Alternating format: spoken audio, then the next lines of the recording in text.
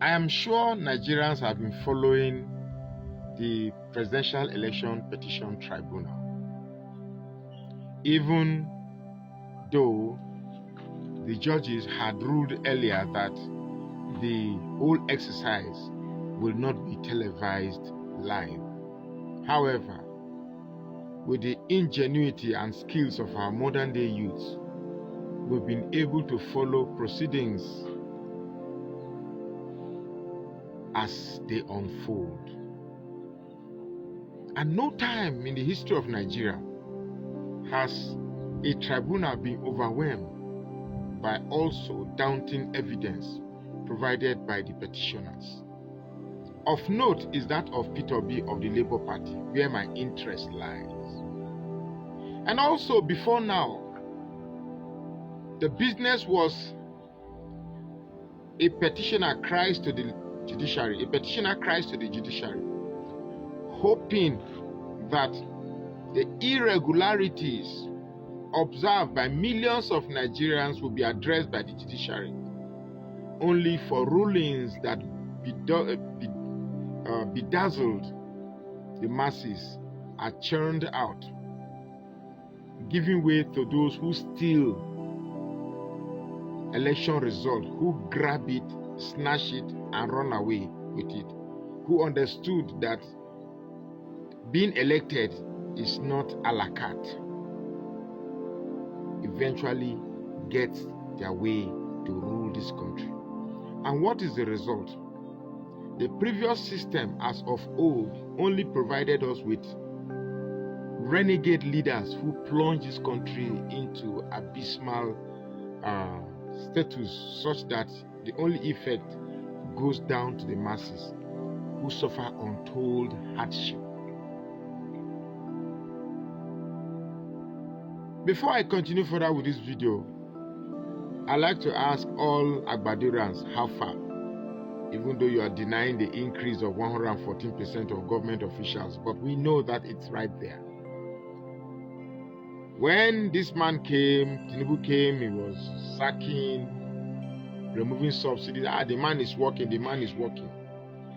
knowing fully well that the policy implementation is going to affect everybody in Nigeria, he decided to cushion his government officials by elevating their salaries. That means the policeman on the road who collects bribes is only going to also increase his tariff on the road. Passengers will have to pay more, or commuters will have to pay more. In case you don't know, electricity bills have increased. Virtually everything that the ordinary masses depends on have increased. Yet, some people plagued by their tribal consideration, plagued by their tribal infection, are pretending not to see this retrogression. I saw a lady in one video yesterday.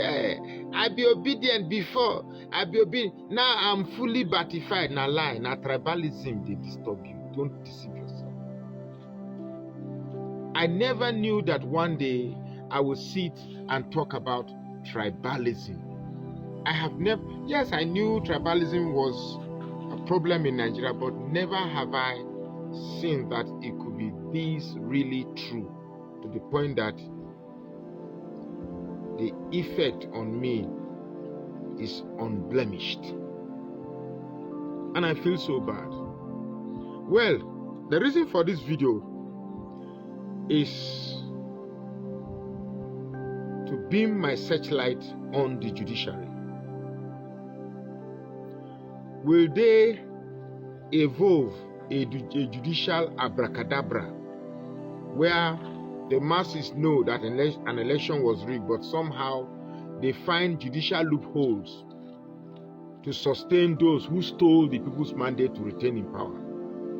This is not the first time that election has been rigged. And I'm sure Tinubu will be wondering, say, people don't they rig election before. Why my own different? Your own is different because you overdid it. You overdid it. This time the masses came out because they were tired of the old system and wanted a new order. But you came at a point where you thought it is business as usual. Sorry, bro, it's not business as usual. Yes, before now, even a sitting president that couldn't complete his tenure, talking about blessed memory of late Yaradua, he said he knows that the election that brought him was flawed, and that those who do not agree with his election should go to court. I'm sure Tinubu must have read that script, knowing that, well, yes, an election that brought you into power may be flawed, but all you need to do is just tell your opponents or opposition to go to court. And go to court they actually did. Unfortunately for Tinubu, this set of losers had a different approach to their litigation. Atiku has been there several times. Of course, he too brought a different approach. And he brought a witness who testified that the number of beavers that he was opportune to investigate had all the data for the presidential election wiped out. If that is possible, that means it is safe to also conclude that there are many or all of other beavers whose data for the election have also been wiped out. The question I'm asking, what is INEC hiding? What are you really hiding? I thought the last time I checked, INEC was an umpire. And an umpire who refuses to produce what he or she used to make a call definitely could be said to be biased. As INEC, even though you were brought to the tribunal, I expected that in order to prove your fairness, your integrity, you would be the one to even be willing to bring, yes, the call I made was right. Here is this, here is that, here is this, here is that. But in this case, you are being prompted. And in some instances, you are deliberately evading bringing evidence that points to the fact that you made the right call. Well, I'm just asking the judiciary, please do not indulge in judicial abracadabra. You have promised Nigerians that you will not look at technicalities. Rather, you will make your rulings based on the evidence before you. Now, in fact, I'm looking at the evidence in court and I'm praying, I hope fire no go catch where they put all this evidence, because every day we see Hilux load of evidence coming to court. I'm asking myself, where are they keeping this evidence? How voluminous are these evidence? What time will it take the judges to go through these evidence? If they do, because I know the evidence in court are actually pointers to the argument of the petitioners. I have been looking at Peter Obi's strategy. Peter Obi's strategy didn't just come to court to say, they gave me 32 in this state, but I actually want 60. They gave me 40 here, but I actually want 80. That had been the tactics of petitioners in the past.